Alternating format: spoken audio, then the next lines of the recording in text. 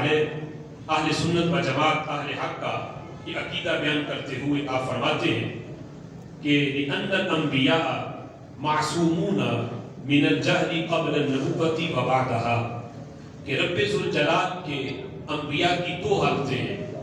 ایک حالت ہے ان کی اعلان نبوت سے پہلے والی اور دوسری حالت ہے ان کی اعلان نبوت کے بعد والی.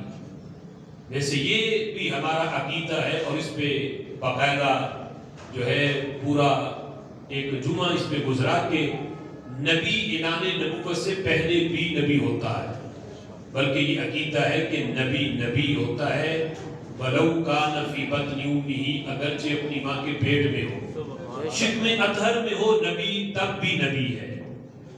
تو اعلان نبوت سے پہلے کی حالت اور اعلان نبوت سے کے بعد کی حالت. تو امام صاحبی کہتے ہیں اہل حق کا یہ عقیدہ ہے کہ نبی اعلان نبوت سے پہلے بھی وہ معصوم ہے اور معاذ اللہ اعلان نبوت سے پہلے بھی اس کے اندر یہ جہالت نہیں ہوتی کہ وہ اللہ کی ذات کو نہ جانتا ہو، اس کی صفات کو نہ پہچانتا ہو، اسے توحید کا پتہ نہ ہو، اسے شرک کا پتہ نہ ہو.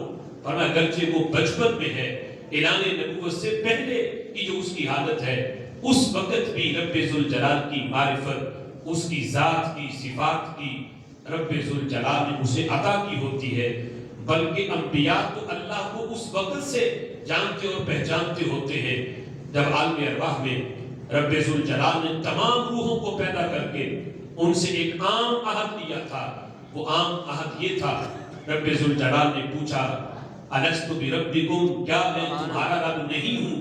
تو تمام روحوں نے، اس میں نبیوں کی روحیں بھی تھیں، تمام لوگوں کی روحیں تھیں، سب نے کہا قالوا بلا، اے اللہ کیوں نہیں، تو ہمارا رب ہے.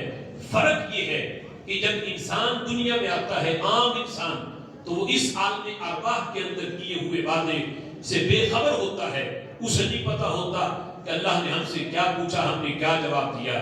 لیکن نبی کی یہ شان ہے، وہ دنیا میں آنے کے بعد بھی اس وعدے کو جانتا بھی ہے، اسے یاد ہوتا ہے اللہ نے کیا پوچھا تھا، ہم نے کیا جواب دیا. سبحان اللہ. اور رب ذوالجلال کے نبی اعلان نبوت سے پہلے بھی انہیں ایک منٹ کے لیے بھی ان پہ جہالت کا وقت نہیں گزرتا. وہ خالق کائنات جل جلالہ کی معرفت، اس کی ذات و صفات کی ہر وقت وہ اس سے باخبر ہوتے ہیں، وہ جانتے ہیں توحید کیا ہے، شرک کیا ہے. رب ذوالجلال کی معرفت انہیں اعلان نبوت سے پہلے بھی حاصل ہوتی ہے.